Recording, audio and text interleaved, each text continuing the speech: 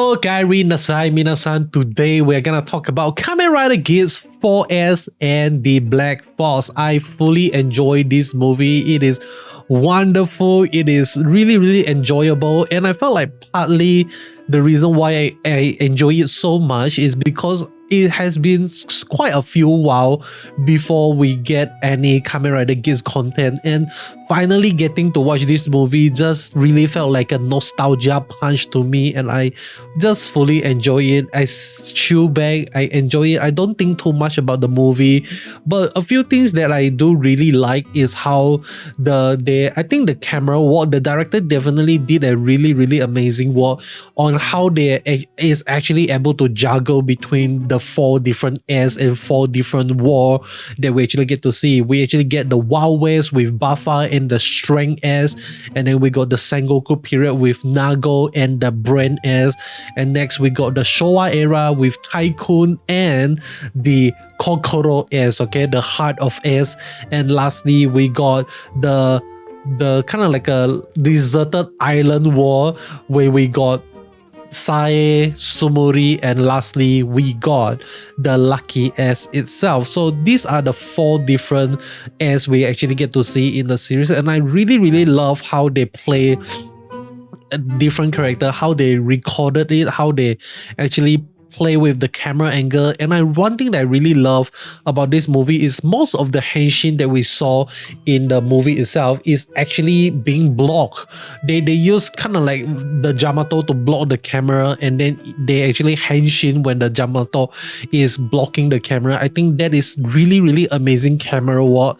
I really hope to see more of that in Kamen Rider Gacha or even in the future Kamen Rider franchise. I think it is really subarashi. And another few things I realized that they do quite a lot is that they actually play with the camera angle, like the POV aspect of the Kamen Rider fight quite a lot as well, especially in the Wild West where Buffa actually play with the cameraman a little bit. I think that is really amazing. Really want to see more of that.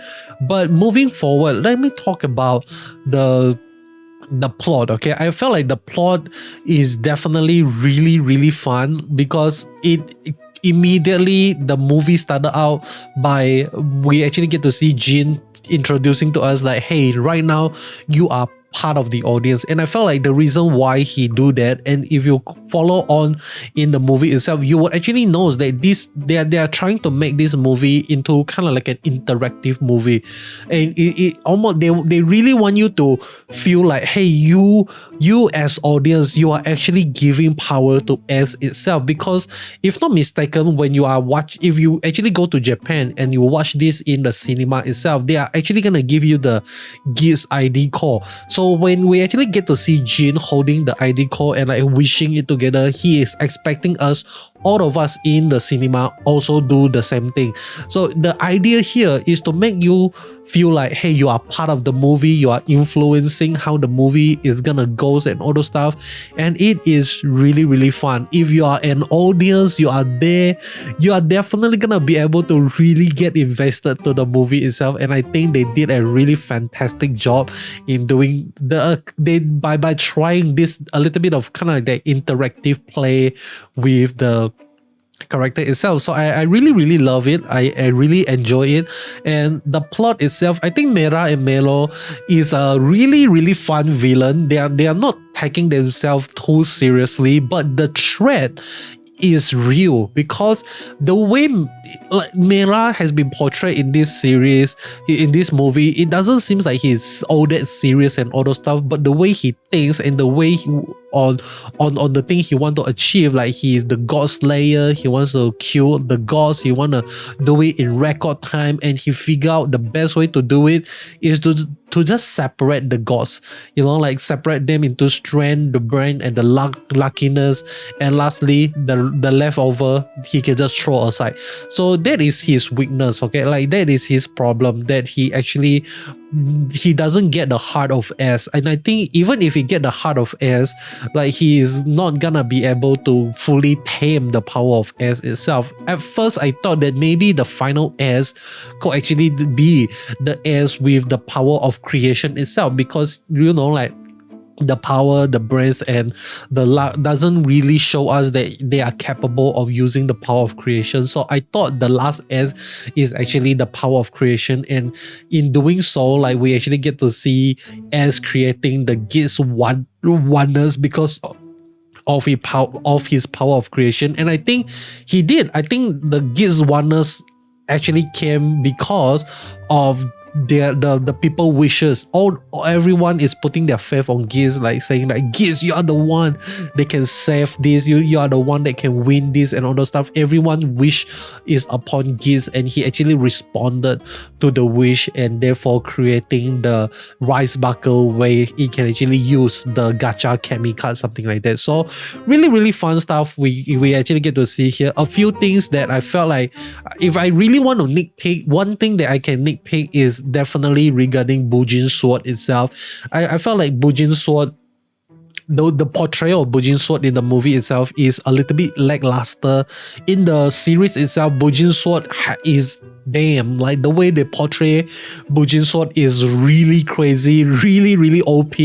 But in the movie itself, we do actually get to see Bujin's sword getting a little bit of upper hands towards Cross Geats itself, but there is like not enough damage, man. Like there's on Cross Geats actually complemented Bujin's sword a little bit, but other than that, he just got beaten the shit out of by Cross Geats.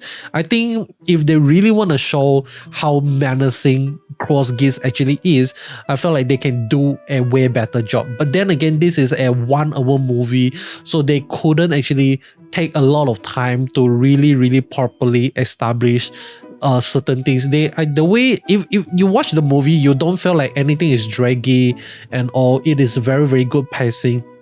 So even if I want to say like, hey, they can spend more time in doing this and doing that, I felt like what they did with what they show us is actually enough already. But I would still love it if during the fight between Cross Geats and Bujin's sword, we actually get to see a one-on-one battle rather than having zombie Buffa actually helping out Tycoon most of the time. So I think that is something that I would love to see. Okay, so that is just a very minor nitpick. Okay, like it doesn't really affect anything at all. Another minor nitpick that I have is how they actually titled the movie itself. They call it the 4S and the Black Fox, but the 4S only kind of like appears for a very short while in the movie itself. It is like, what? That's it? That's the 4S? That's the story of the 4S? That's it? So I felt like it's a little bit misleading in a sense, but then again, it is fine. I'm okay with it. I think the pacing is good, but it just felt, hey, that's it, the 4S. I thought the way they're gonna end things is gonna be a little bit different, but I guess it's fine. Okay, it's okay. Another thing that we learn from the movie itself is the origin story of the Yamato itself. We never actually got the origin story of Yamato in the main series, but in the movie itself, we actually get a line, a kind of like a throwaway line if you don't pay attention to it. But Melo actually mentioned like Yamato actually came from this seed. It's kind of like a seed planted in the soil of the deserted world, because the world that in the future has been destroyed, is like no one can live there anymore. But when they actually went back to do a little bit of research, they actually realized that, hey, they are Yamato seed growing in the ground, and that is actually what they uses. So they harvested the seed and grew them into Yamato, and they use it in the DGP itself. So basically, if you really think about it, Yamato is actually what the future people is supposed to be, you know, like, because it makes sense, because we actually get to see the Yamato having a little bit of kind of like human costume. Some of them wear clothes and all those stuff. So and we learn that Yamato is able to absorb the memory coming from the soil itself. So if people leave the earth after it was being destroyed, like the seed that has been left behind is able to gather all the information regarding humanity through the soil itself. It might not be perfect, that is why they actually came out like monster and all those stuff, but at the end of the day, they are still Yamato, and they're still trying their best to, survive and all those stuff. So really, really fun stuff we actually get to see here. And I think it's a really, really fun thing for us to actually get kind of like a revisit on Sai, Ganesha, and also Keiro as well. Tanba, I don't know what is his full name. I only know his Kamen Rider name. The old guy, the fox, and the wolf, and also lastly, Pang Jack also have quite an important role to play in the movie itself. I really did not expect them to choose Sai and also the old guy to come back. Sai, I can understand because she plays quite a crucial character during the disaster arc, but Keiro, man, like Keiro doesn't really seems like he plays quite an important role in the series, and yet he was being brought back in the movie to serve kind of like a gag character. I think that is quite fun for us to actually get to see as well. But with that being said, I think that is really, really I think that is pretty much it from the movie itself. I pretty much enjoy it. I one thing that I love, one thing that I love about the movie is like what S is representing. Even though you lose your strength, you lose your smart, you lose your luck, you still have your heart. You still have the faith to keep on going.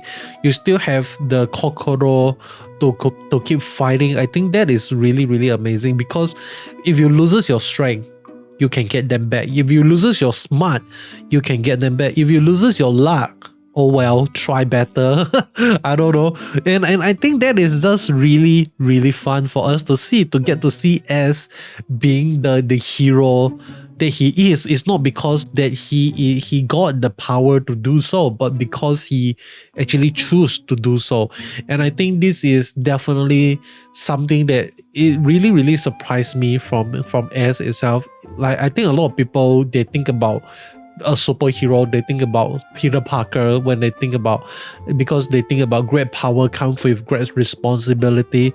But I think those who are choosing to save, those who are choosing to be hero despite not being a hero despite not having kind of like a strong power themselves, is what make them much more honorable, kind of like Moomin Rider from One Punch Man, something like that. So really, really amazing thing that we get to see from the movie itself. I think Tsumuri is definitely the MVP in this movie.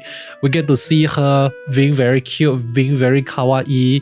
We get to see her becoming Mary Poppins, flying down, and we get to see her clothes getting shredded because it is the setting of the story itself. I think that is kind of sus for us to actually get to see her dress being shredded a little bit when she goes to the deserted island. And luckily this is a PG-13 movie. It is not kind of like a X-rated movie, because if it is an X-rated, I feel like it's gonna be way much watched. Okay, like a lot of people is gonna lust over her a lot more. And finally, Tsumuri drop kick Mellow at the end of the movie is just amazing. Really, really enjoy it. And yeah, I think with that being said, I think I also want to end the movie review here. If you are thinking to yourself whether or not you should watch the movie, the answer is yes. Okay, and if you made it this far into the video, means you enjoy the content. I would love you to comment the word 1 in the comment section below. Why 1 is because all for one and one for all. So that is all. Goodbye. Sayonara.